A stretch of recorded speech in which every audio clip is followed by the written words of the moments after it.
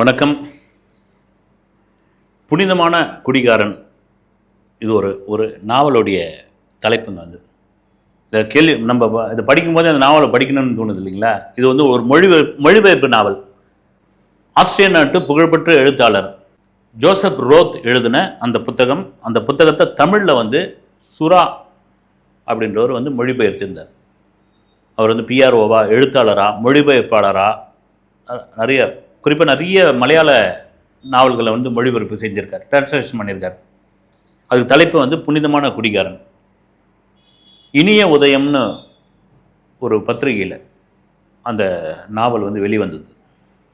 அந்த நாவல் ரஜினி படிச்சுட்டு அந்த மொழிபெயர்ப்பாளர் சுறா அவர்களுக்கு, ஏன்னா சுறா வந்து ரஜினி படங்கள்லாம் பிஆர்ஓ ஒர்க் பண்ணியிருக்கார், ஃபோன் போட்டு பேசியிருக்கார். வந்து ஒரு ஆஸ்திரியா நாட்டில் ஒரு எழுத்தாளருடைய கதையை பிரமாதமாக மொழிபெயர்ப்பு பண்ணியிருக்கீங்க, சூப்பர், வாழ்த்துக்கள் அப்படி அப்படின்ட்டு. அப்போ இவருக்கு ஒரு டவுட் ஆகிடுச்சு, இந்த நாவல் எப்படியா ரஜினிகிட்ட போய் சேர்ந்தது அப்படின்னு. அதுக்கு ஒரு கதை இருக்குது. என்னென்னா, இவர் ஆல்பர்ட் தேட்டருடைய மேனேஜர் மாரியப்பன், அவர் ரஜினியோடைய பயங்கர ஃப்ரெண்ட், அவர் நண்பர், ரஜினி அடிக்கடி பார்க்குறவங்கள அவரும் ஒருத்தர். இந்த இனிய உதயம், இந்த நக்கீரன்லேருந்து 2-3 நாவல்கள்லாம் வந்துட்டு இருந்தது, பத்திரிகைலாம் வந்து. அதற்கு ஆசிரியராக இருந்தவர் யாருன்னா மறைந்த மா முருகன் அவர்கள். அவர் ஆரம்பத்தில் இதயம் பேசுகிறதுல ஆசிரியராக இருந்தார். இப்போ மா முருகனும் மாரியப்பனும் ஃப்ரெண்டு, அவர் 2 பேரும். அப்போ இவர் என்ன பண்ணுவாரோ, அந்த இனிய உதயம் நாவல், இன்னும் 2-3 பத்திரிகைகள், ஓம் சரவணபவா, இந்த மாதிரி பத்திரிகைலாம் இருக்கும், அதெல்லாம் ஒரு பஞ்ச் எடுத்து போய் ஒரு மாரியப்பங்கிட்ட அவர்கிட்ட கொடுப்பாராம். நீங்கள் ரஜினி சாரை பார்க்கும்போது இதை கொடுங்க, அவர் நேரம் இருந்தால் படிக்கணும், படிக்கலன்னா வச்சுட்டோம், போய் சேர்க்க வேண்டியது நம்ம கடமை அப்படின்னு. அப்படி எடுத்து போய் கொடுத்துருக்காரு. வந்து கொடுத்தப்ப ரஜினி அப்படி ஒரு ஓய்வாக இருக்கும்பொழுது அப்படி புத்தகத்தெல்லாம் எடுத்து பார்க்கும்போது தலைப்பு இருக்குல்ல, புனிதமான குடிகாரன், அந்த தலைப்பு வந்து இதுவாகிட்டு இருக்குது. வந்து என்னடா அது அப்படின்ட்டு, குடிகாரன்லாம் புனிதமான குடிகாரனா என்னென்னு எடுத்து படிக்க ஆரம்பிப்போம் அப்படின்னு படிக்க ஆரம்பித்து அந்த நாவல் மேலே ஒன்றி அவர் வந்து இவருக்கு ஃபோன் பண்ணி, சுறாவுக்கு ஃபோன் பண்ணி பாராட்டியிருக்காரு. சொல்கிறதுக்கான காரணம் என்னென்னா, ரஜினி ஒரு கதையை, ஒரு விஷயத்தை எடுத்துக்கொண்டால் அவ்வளோ டீப்பாக பார்க்குறது.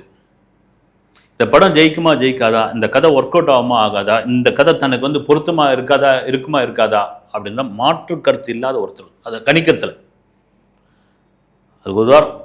ஏன்னா இதெல்லாம் சொல்கிறதுக்கான காரணம் என்னென்னா, தமிழ்நாட்டினுடைய மிகப்பெரிய அப்பழுக்கற்ற ஒரு அரசியல் தலைவருடைய பயோபிக்கில் அவர் நடிக்க போகிறார். அதை பேசுவோம். ரஜினியோட 100வது படம், 100வது படத்தை தயாரிக்கிறதுக்கு, டைரக்ட் பண்ணுறதுக்கு அவ்வளோ பேர் வந்து போட்டி போடுறாங்க ரஜினிகிட்ட. ஆனால் அவருக்கு அதில் விருப்பம் இல்லை.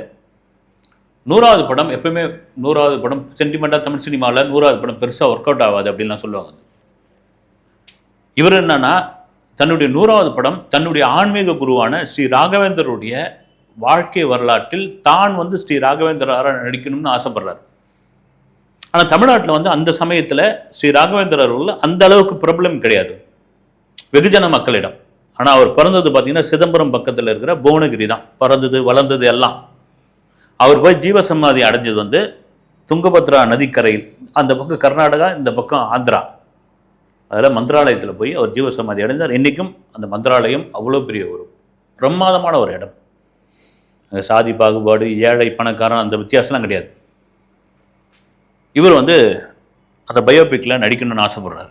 அந்த படத்தை தயாரிக்கிறது யாராக இருக்கணும் அப்படின்னு பார்த்தா, அது தன்னை திரைவாழ்வில் அறிமுகப்படுத்தின குருநாதர் கே பாலச்சந்திரா இருக்கணும்னு முடிவு பண்ணுறாரு. போய் வாயை விட்டே கேட்குறாரு, பிறந்த நாளுக்கு பரிசாக கேட்குறாரு.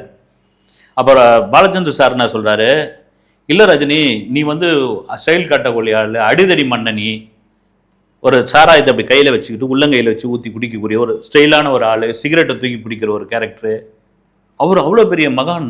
அந்த கேரக்டர்லாம் நீ நடிச்சனா மக்கள் ஏற்றுக்க மாட்டாங்க, இந்த படம் வந்து ஒரு தோல்வி படமாக இருக்கும், உன் இமேஜை வந்து காலி பண்ணிடும்.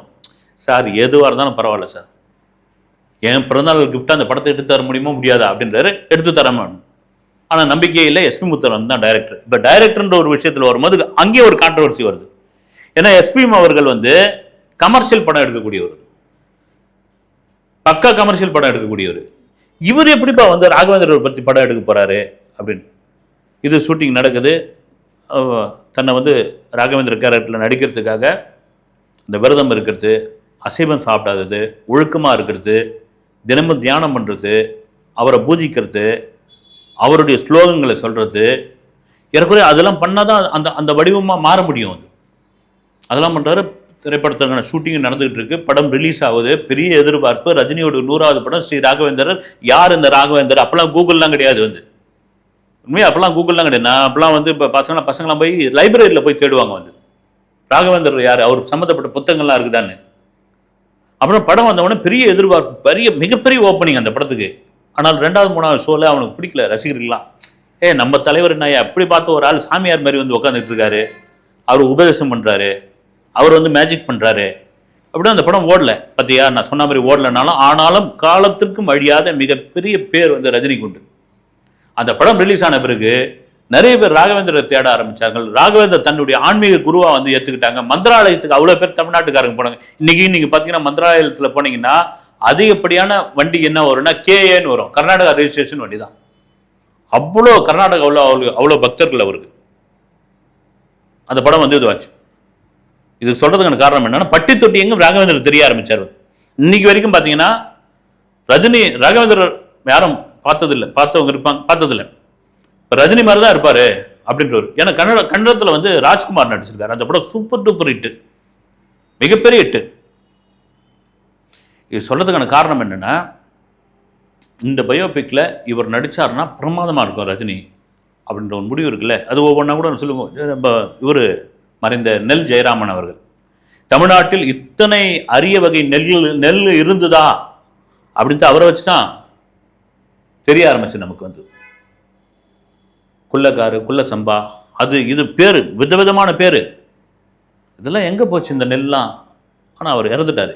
ஏறக்குறைய நெல் ஜெயராமன் அவர்களுடைய பயோபிக்கில் நடிக்க போகிறாருன்ற மாதிரியான பேச்செல்லாம் கூட இருந்தது. இல்லை, இப்போ ரஜினிகாந்த் அவர்கள் சிபி சக்கரவர்த்தி டைரக்ஷனில் ஒரு படம் பண்ணுறாரு. கமலஹாசன் தான் தயாரிப்பாளர். அப்புறம் கமலும் ரஜினி சேர்ந்து ஒரு படம் பண்ண போகிறாங்க. இதுக்கிடையில் ஜெயிலர் 2க்கான 10 நாள் படப்பிடிப்பு இருக்குது. அதுவும் ஷாருக்கான் கூட இருக்கிற அந்த படப்பிடிப்பு. இதுக்கிடையில் இந்த படமா அப்படின்ற பொழுது அது கண்டிப்பாக நடித்தால் சூப்பராக இருக்கும், நடிக்க ஒத்துப்பார். யார் அந்த அரசியல் தலைவர் அப்படின்னா, சமீபத்தில் இறந்த தோழர் நல்லக்கண்ணு ஐயா அவர்கள். அற்புதமான ஏன்னா ஒரு அரசியல்வாதி கடைசி வரைக்கும் தன்னுடைய அந்த கடைசி வரைக்கும் வைத்தியம் பார்த்தது எங்கன்னா மருத்துவமனையில், அரசு மருத்துவமனையில் தான். யாருக்கும் எங்கேயாவது நடக்குமா பாருங்க. அப்படியேப்பட்ட அரசு மருத்துவமனையில் வைத்தியம் பார்த்த அவர் இறந்த பிறகுதான் அவ்வளோ பேர் அந்த பாலன் இல்லம், சவுத் போக் ரோடில் அந்த பாலன் கம்யூனிஸ்ட் அலுவலகத்தில் அவ்வளோ பேர் குவிஞ்ச போது தான் இப்பொழுது உள்ள அந்த ஜென்சி கிட்ஸுக்கெல்லாம் தெரிய ஆரம்பிச்சிருந்து. யாருப்பா இவர், போய் பார்ப்போம் அப்படின்னு நெட்டில் போய் எல்லாரும் தொலைவி பார்த்தாங்க. பார்த்தோன்னே ஒரு கம்யூனிஸ்ட் இயக்கத்துக்காக தன்னுடைய வாழ்நாளை ஒரு எளிமையான மனிதனாக, ஒரு மாநகர பேருந்தில் போறாருங்க. அவரு ஒரு கம்யூனிஸ்ட் மாநகர பேருந்தில் போறாரு, மக்களோட மக்களாக பயணிக்கிறாரு. ஒரு தொழிலதிபர் அதை பார்க்குறாரு. பார்த்துட்டு என்ன பண்ணுறாரு, அவருக்கு ஒரு கார் பரிசு கொடுக்கணும்னு முடிவு பண்ணுறாரு. காரை வாங்கிடுறாரு.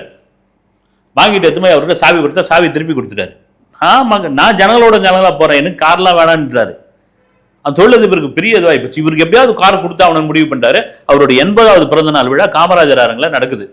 கலைஞர் தான் அப்போ முதல்வர், தலைவர், அவர் தான் தலைமை. அப்போ அந்த தொழிலதிபர் கலைஞர்கிட்ட போய், ஐயா இது மாதிரி நான் கார் கொடுத்தேன், வாங்க மாட்டேன்ட்டாரு, நீங்கள் அந்த மேடையில் வச்சு கொடுத்தீங்கன்னா அவர் வாங்கிப்பார் அப்படின்றாரு. அப்போ கலைஞர் என்ன சொல்கிறாருன்னா அந்த தொழிலதிபர்கிட்ட, எங்கள் கார் கொடுக்குறீங்க ரைட்டு, அது பெட்ரோலுக்கும் டிரைவருக்கும் யார் கொடுப்பாங்க அப்படின்போது, அதையும் கொடுக்குறேன் நான்ன்றாரு. அப்போ கலைஞர் அந்த மேடையில் வச்சு அந்த காரை கொடுத்துட்டு வாங்கிக்கிறார். நல்லக்கண்ணு ஐயா வாங்கிடுறாரு. வாங்கிட்டு அந்த காரை எடுத்து போய் கட்சி அலுவலகத்தில் ஒப்படைச்சிடுறாரு. இது இங்கேயே இருக்கட்டுன்றார். எனக்கு தேவையில்லைன்றாரு. நான் மறுபடியும் பொது போக்குவரத்து மக்களோட மக்களாக நான் இருக்கிறேன்றார். எப்படியாப்பட்ட ஒரு தலைவர் பாருங்க. இது அந்த தொழிலதிபர் யாருன்னா, ஸ்டூடெண்ட் ஜெராக்ஸ் உரிமையாளர் மறைந்த ஐயா ஆனாரூனா என்று அன்போடு அழைக்கக்கூடிய அருணாச்சலம் ஐயா அவர்கள். அவர் தமிழுக்கு நிறைய தமிழ் ஆர்வலர்களுக்கு, நாட்டுப்புற கலைஞர்களுக்கு, விளிம்பு நிலை மக்களுக்கு, விளிம்பு நிலை கலைஞர்களுக்கு நிறைய உதவியெல்லாம் பண்ணியிருக்கார். இப்படியாப்பட்ட ஒரு மனிதர் தான் தோழர் ஐயா நல்லக்கண் அவர்கள். எவ்வளோ ஒரு எளிமையான ஒரு வாழ்க்கை வாழ்ந்திருக்கார் பாருங்க. அவருடைய பயோபிக்கில் ரஜினிகாந்த் நடித்தால் சூப்பராக இருக்குன்றதுல மாற்று கருத்து கிடையாது. அந்த வசீகரமான முகம், அந்த நிதானமான பேச்சு, அந்த அந்த ஒரு விஷயத்தை கன்வே பண்ணுறது, இதெல்லாம் மிக பொருத்தமாக இருக்கும். எங்கள் அரசு மருத்துவமனையில் இருக்கும்பொழுது ரஜினிகாந்த் தான் போய் பார்த்தாரு. அவர் இறந்த பிறகு இங்கே பாலநிலத்துக்கு வந்தார். அவர் பேசுறதுக்கு முன்னாடி இவர் வெயிட்டிங்கில் நின்றுட்டு இருக்கார். வைகோ பேசிகிட்டு இருக்கார். வெயிட் பண்ணி பேசிட்டு போனார் அவரை பற்றி. நான் கேள்விப்பட்டது என்னென்னா, இந்த படத்தை கம்யூனிஸ்ட்டு நண்பர்களே எடுக்கலான்னு ஒரு முடிவோடு இருக்காங்க. மிக குறைந்த ரஜினி அதிகபட்சமாக ஒரு 25 நாள் கால் ஷீட் கொடுத்தாலே போதும், மிக பிரமாதமான ஒரு படமாக கொண்டு வந்துடலாம். அதில் மாற்றுக்கிறது கிடையாது. சூப்பரான ஒரு படமாக கொண்டு வந்துடலாம். கொண்டு வந்து நடித்தார்னு வச்சுங்க, உண்மையிலே அவருக்கு செலுத்தக்கூடிய ஒரு வீர வணக்கமாக இருக்கும். இது வெறும் பயோபிக்காக இல்லாமல் இனி வரும் காலங்களில், இனி எத்தனை காலங்கள் தாண்டி இந்த இளைஞர்கள் இத்தனை தலைமுறைகள் வந்தாலும், இப்படி ஒரு தலைவர் இருந்தார், இப்படி ஒரு வாழ்க்கை வாழ்ந்தார் தமிழ்நாட்டில், இப்படி ஒரு எளிமையாக இருந்தார், தன் வாழ்வே ஒரு கம்யூனிஸ்ட் இயக்கத்துக்காக அவர் அர்ப்பணித்துக் கொண்டார்ன்ற ஒரு விஷயம் தெரிய வரும். அது ரஜினி மாதிரியான, குறிப்பாக ரஜினியே நடித்தால் மிக சூப்பராக இருக்கும் என்பதில் மாற்றுக்கிறது கிடையாது. அடுத்த வீடியோவில் சந்திக்கிறேன். நன்றி.